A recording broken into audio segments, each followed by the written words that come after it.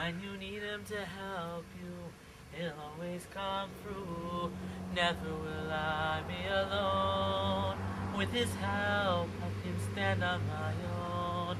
Oy v'siyato dishmayo, whatever I do. When I need him to help me, he'll always come through. Just ask him to show us the way. V'siyato dishmayo. My friends, I'm here at the Holy Idra, and I'm going to speak a little bit about the kitzer Shulchan Oruch. Shlomo Gansfried, who was a holy tzaddik who understood the importance of halacha and bringing it down to the simple man in a way that they could understand. And he compiled this in 1864. That's before the Mishnah Berurah came out, and it was a compilation of the halachos from the Shulchan Oruch itself, which is many, many volumes. And Shlomo understood that the normal person couldn't learn all the volumes of the Shulchan Oruch, though they should, and they wouldn't be able to review it regularly.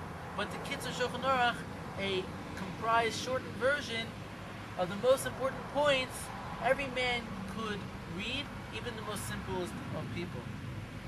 And he was very right, because every home, every religious home in the world comprised itself on its bookshelf with the kitzer Shulchan Oruch. And they sell it to people who are just religious. Many of them, this is the first thing you should read, is the kitzer Shulchan Oruch.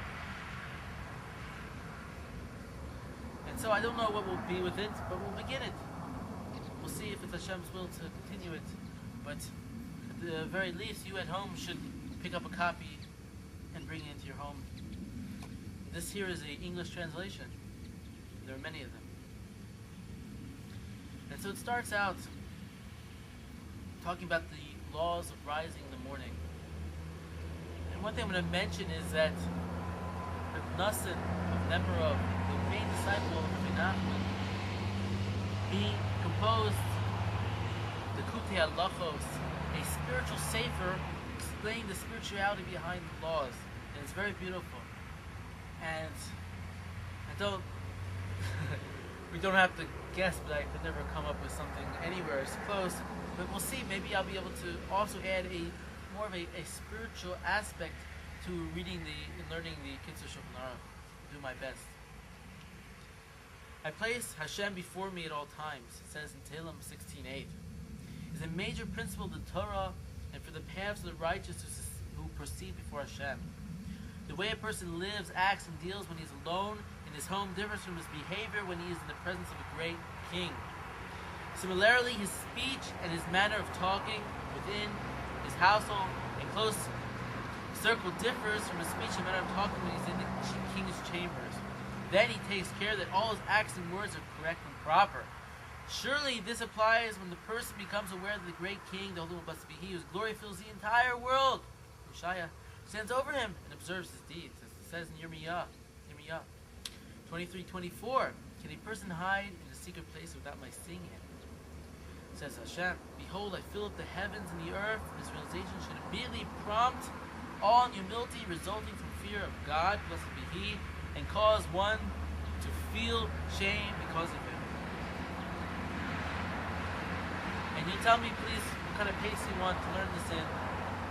But I could go on for hours and hours discussing the greatness of just this one paragraph. The beginning of wisdom is the fear of Hashem. This is what King Solomon says. And if you noticed, almost all the books, the masterpieces of Jewish writings, they all usually start out with teaching about the concept of fear of God. Fearing your Creator. Shavisi Hashem l'negdi samid. I place Hashem before me always. And there's a whole video on this pasuk in my Torah videos about Shavisi Hashem l'negdi samid, one of the most important pasukim in the entire Tanakh. And you should go and see that video if you have time. And so here, it's placed right in the beginning. Right in the beginning is the fear of Hashem. Because what is the purpose of learning laws? What is the purpose of laws of a country, of a town? It is in order to keep people organized and they have them have some type of outside fear, outside themselves. Because if they don't have these guides, they don't have these laws, in the world people would be doing mischief. They would not have any control. Everyone would do what they want. There would be more and more machlokas. There wouldn't be peace. But only through fear, which comes through the halachos, the laws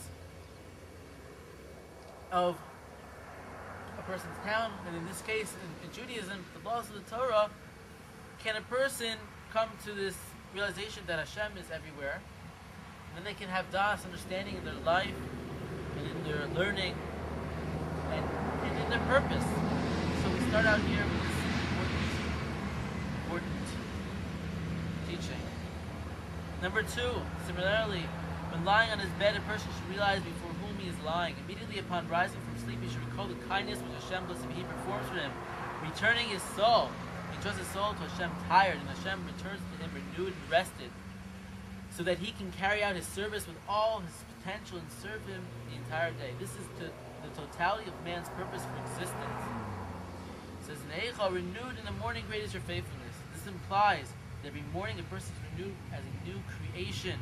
Therefore, he should thank Hashem, blessed be He, for this with all his heart. While he's still in his bed, he should recite, "Moda ani lefonecha melech chai v'kayim shech azarta bi nishmasi chemla rabo u'nesecha." Therefore, thanks to you, living an eternal King, for having mercifully restored my soul within me.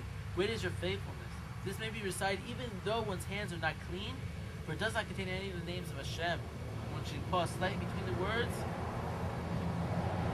of Chemla and Rabba and Munasecha. Pause slightly. I believe if you say them together, I believe it comes out with something negative. That's why we're said not to do that. It doesn't explain it here, but then the Chafetz Chaim in the Mishnah Berurah will explain it. The Mishnah Berurah is a more in-depth explanation of the halachos of what we follow today.